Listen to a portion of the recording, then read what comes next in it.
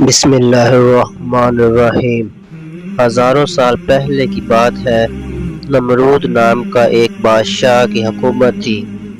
اس نے خدا ہونے کا جھوٹا دعویٰ کر رکھا تھا اور جو اسے خدا نہ مانتا اس پر بہت ظلم و ستم کرتا اور قتل بھی کروا دیتا تھا۔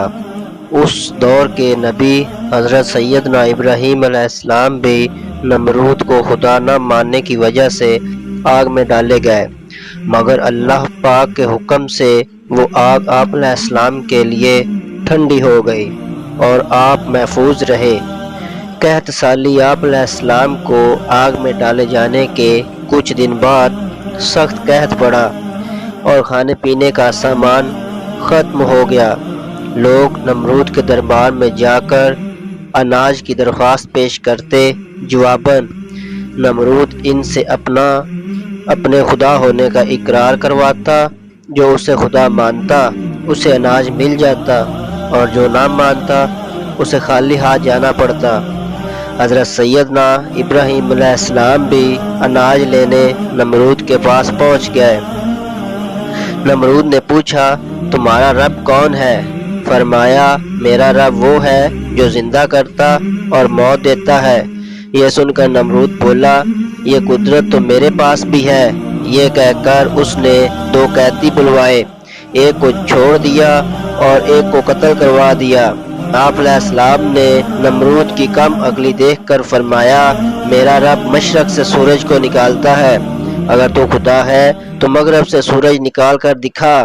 یہ سن کر نمرود حیران ہو گیا اور کوئی جواب نہ دے سکا۔ کچھ دیر بعد اپنی شرمندگی مٹانے کے لیے بولا، میرے پاس اناج نہیں ہے، جاؤ اپنے رب سے جا کر اناج مانگو۔ اناج کا تھیلا آپ علیہ السلام نمرود کے دربار سے نکل آئے اور گھر کی طرف چل پڑے۔ راستے میں ریت کا ایک ٹیلا نظر آیا۔ آپ علیہ السلام گھر والوں کو خوش کرنے کے لیے اسی ریت سے ایک تھیلا بھر کر گھر لے آئے اور سو گئے۔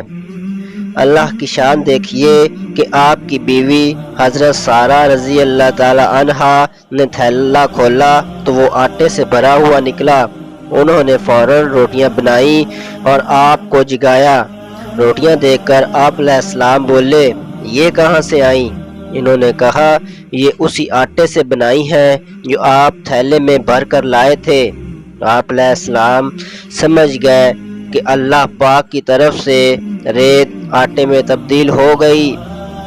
چنانچہ آپ نے اللہ پاک کا شکر ادا کیا۔ ادھر اللہ پاک نے انسانی شکل میں ایک فرشتہ نمرود کے پاس بھیجا۔ فرشتے نے اس سے کہا، تیرا خدا کہتا ہے تو مجھ پر ایمان لے آ، میں تیری بادشاہت برقرار رکھوں گا۔ نمرود بولا، کون خدا؟ خدا تو صرف میں ہوں۔ فرشتے نے دوسری اور پھر تیسری بار بھی اپنی بات دہرائی، مگر ہر بار نمرود نے انکار ہی کیا۔ نمرود کی اس سرکشی کا نتیجہ یہ ہوا کہ اللہ پاک کی طرف سے مچھروں کی فوج نمرود کے لشکر پر مسلط ہو گئی، جس نے لشکر کے تمام افراد کا گوشت کھا کر سارا خون پی لیا اور ان کی صرف ہڈیاں باقی رہ گئیں۔ مچھر اتنے زیادہ تھے کہ سورج کی روشنی دکھائی نہیں دیتی تھی۔ نمرود یہ ہولناک منظر دیکھتا تھا مگر کچھ نہیں کر سکتا تھا۔ اس کے بعد اللہ کا کرنا یہ ہوا کہ ایک مچھر نمرود کی ناک کے رستے دماغ میں گھس گیا اور مغز کھانا شروع کر دیا۔ درد کی شدت سے نمرود پاگل ہونے لگا اور اس نے اپنی تکلیف ختم کرنے کے لیے سر پر ڈنڈے لگوانا شروع کر دیے۔ خدا کی قدرت کہ جب سر پر ڈنڈا پڑتا مچھر کاٹنا چھوڑ دیتا اور جب ڈنڈا نہ پڑتا تو کاٹنا شروع کر دیتا۔ کیفیت یہ ہو چکی تھی کہ جو شخص نمرود کے سر پر زوردار چپت لگاتا وہ اس کا ہمدرد کہلاتا۔ یوں ڈنڈے پڑتے پڑتے اور چپت لگاتے لگاتے 400 سال گزر گئے اور نمرود بالآخر ذلیل و رسوا ہو کر مر گیا۔